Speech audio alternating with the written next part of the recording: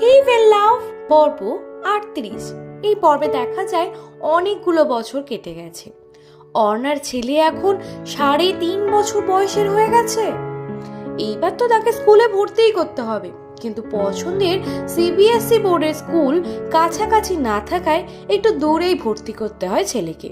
অর্ণা অবশ্য এটাই চেয়েছিল, কারণ সে লকডাউন আর এতদিন ধরে বাড়িতে বন্দি থেকে থেকে এতটাই কষ্টে হাঁপিয়ে উঠেছিল যে সে চেয়েছিল তার ছেলের জন্য তাকে যেন দূরে কোথাও স্কুলে যেতে হয়, তাহলে 5টা মানুষের সঙ্গে দেখা হবে, কথা হবে, মন খুলে আনন্দে থাকা যাবে। অর্থাৎ সে কিছুটা মুক্ত পাখির মতো খোলা আকাশ চেয়েছিল। সেই জন্যই তার ছেলেকে দূরে স্কুলে ভর্তি করা নিয়ে তার বিশেষ কিছু আপত্তিই ছিল না, বরং এটাই সে চেয়েছিল। অর্ণার ছেলেকে দূরেরই একটি স্কুলে ভর্তি করা হয়, যেটা ট্রেনে করেই যেতে হয়, বেশ খানিকটা দূরে। তবে অর্ণা এটাতে বেশ অভ্যস্ত হয়ে গেছিল। অনেকেই বাড়ির ভেবেছিল কিছুদিন যাওয়ার পর অর্ণা হয়তো হাল ছেড়ে দিয়ে বলবে, আমি আর স্কুলে নিয়ে যেতে পারছি না। কিন্তু একেবারেই না, অর্ণা তো এটা মন থেকেই চেয়েছিল। সেজন্য অর্ণা খুব সহজেই সুন্দরভাবে ট্রেনে করে ছেলেকে নিয়ে যেত এবং স্কুলে গিয়ে বসে থাকতো। ওখানে অনেক ফ্রেন্ডস হয়ে যেত, অনেক ছেলের মেয়ের মাই তার বন্ধু হয়ে গেছিল। আসলে অর্ণা তো মানুষটা খুবই ভালো, গল্প করতে ভীষণ ভালোবাসে, তাই তার বন্ধু হতে বেশিক্ষণ কারোরই লাগে না। এইভাবে তার বেশ দিন কাটছিল। সংসারও একরকম স্থিতাবস্থায় চলছিল। সে বিশেষ করে শুভঙ্করকে ঘাঁটাতো না, বেশি কথা বলাতো না, সেই জন্য তেমন একটা অশান্তি হতো না।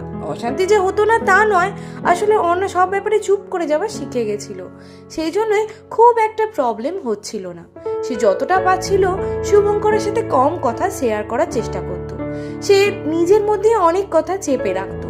সত্যি তার জীবনে বন্ধুর দরকার, আর সেই জন্যই হয়তো ছেলেকে স্কুলে দিতে এসে এই সমস্ত মা বন্ধুগুলোর সঙ্গে তার আলাপ পরিচয় এবং গল্প পিএনপিসি সবকিছুই।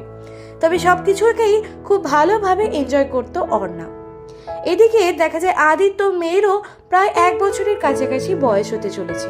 এখনো 1 বছর না হলেও তার অন্নপ্রাশন হয়ে গেছে, তারপরে বেশ কয়েক মাস কেটে গেছে। এইবার তার আদো আদো মুখের ভাষা, তার ছোট ছোট করে পা নিয়ে হাঁটতে শেখা, এগুলো আদিত্যকে ভীষণভাবে খুশি করে। আর সে তার মেয়েকে সারাদিন ধরে দেখতে থাকে আর অনেক অনেক আদর ভালোবাসায় ভরিয়ে দেয়। বলা যায় আদিত্যর ফ্যামিলিও এখন খুব হ্যাপি, তার সংসারও এখন খুব ভালোভাবে চলছে। দিশারির সঙ্গে সেরকম কিছু অসুবিধা না হলেও আদিত্য এখন সবকিছু নিয়ে মানিয়ে নিয়েছে। তবে দিশারির সঙ্গে তার কিছু কিছু মতের অমিল ঘটত।